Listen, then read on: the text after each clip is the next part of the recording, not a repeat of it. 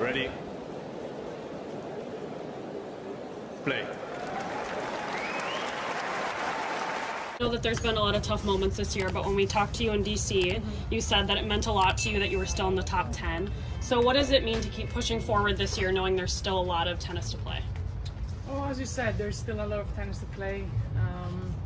Obviously, two massive 1000s and two or three 500s to come, including this one.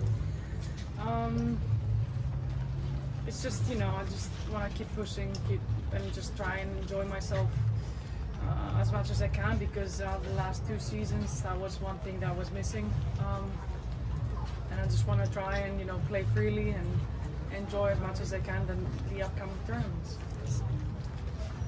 Next question. So your mom has been quite an influence in these kind of moments, and you talk about finding ways to enjoy the tennis. What advice does she have, and how does she help you? Well, she always told me, just try and enjoy it as much as you can, because your tennis career is very short, and it's actually true. I still remember when I was 20, and now I'm 28. Not saying that I'm old, but I'm gonna blink and I'm gonna be 32 or 33. So I just don't want to have any regrets, by not enjoying as much as I can, because I really can tell you that the last 2 years, as I said, I wasn't enjoying myself, with some exceptions, obviously. But yeah, it's been tough, and it's very important that I have her support, and that she keeps reminding of what I have achieved. Coco Gauff, in her post-win interview, mentioned, tennis stress is stress, but it's not really. Like, there are people that are homeless, there are people that can't put food on the table, and how that helps to keep perspective. What's your thought on those things? Listen, there are a lot worse things than losing a tennis match, or not finishing in the top 10 or finishing the top 20. That actually happen every day. Like, it's the things that sometimes we're too focused on losing a match, or something going wrong in our tennis career, and we don't look on the outside, where there are people, as you said, homeless, people that are sick, parents that they're losing their children, people that they lose their siblings. Like, I can just name things that are so much worse than losing a tennis match. And she's actually very right, and I couldn't agree with her more, because she's very mature. She's I've said it so many times that she's a very nice person. She has her feet on the ground, so she knows what's happening in life, and she's right. It's just that everyone focuses on their own problem, and that can be something very small, something very big. And yeah, for us, losing a match is big, but for the outside, it's something very small. After the U.S. Open, you said you weren't sure if you'd be taking a break from tennis or not. So as a top player with the pressure of playing tournaments and defending your points, do you feel like the tournament or the schedule is it pretty packed or demanding for you, or do you like the fact that there's pretty much a tournament every week for you to defend your points? Well, defending points wasn't the main reason why I decided to keep going.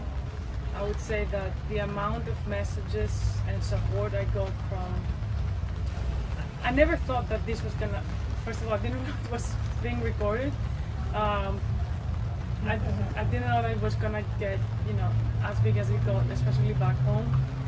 And the amount of messages, love, support from people back home, and from a lot of my colleagues, which was very nice, and I'm very thankful that I have people on the tour that supported me like that.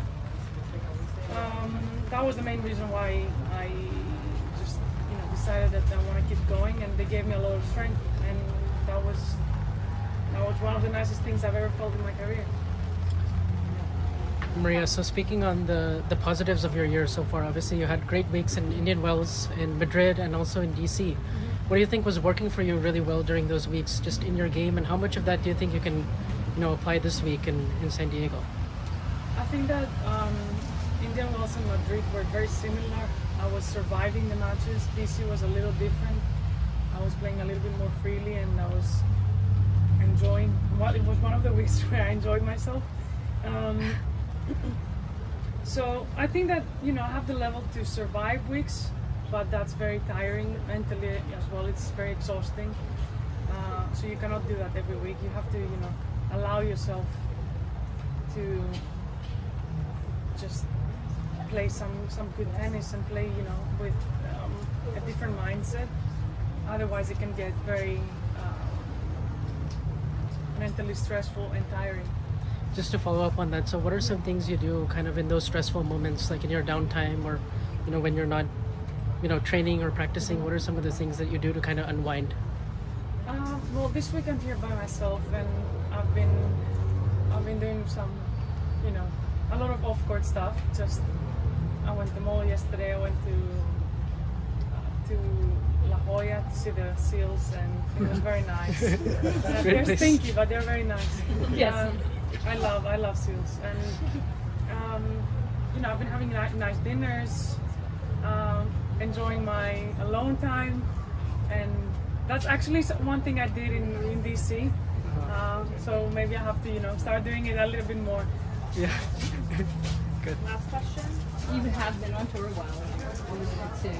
I remember when you were here at Pro Challenger. Oh yes, that was a long time ago. Yeah. Yeah. First time I saw you. And what have you learned through tennis and through this whole timeline that helps you on court, but maybe also helps you just in life?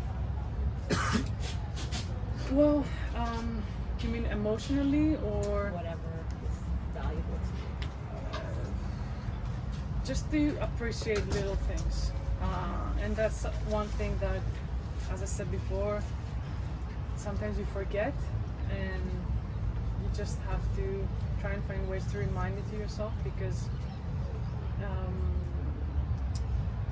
for example, during COVID, when I was one of the players that were in a hard quarantine in Australia, and the first moment I came out of my room and I just walked outside, I was breathing fresh air. That was like a reminder of just a very simple thing, but it was a lesson back then, and it was something that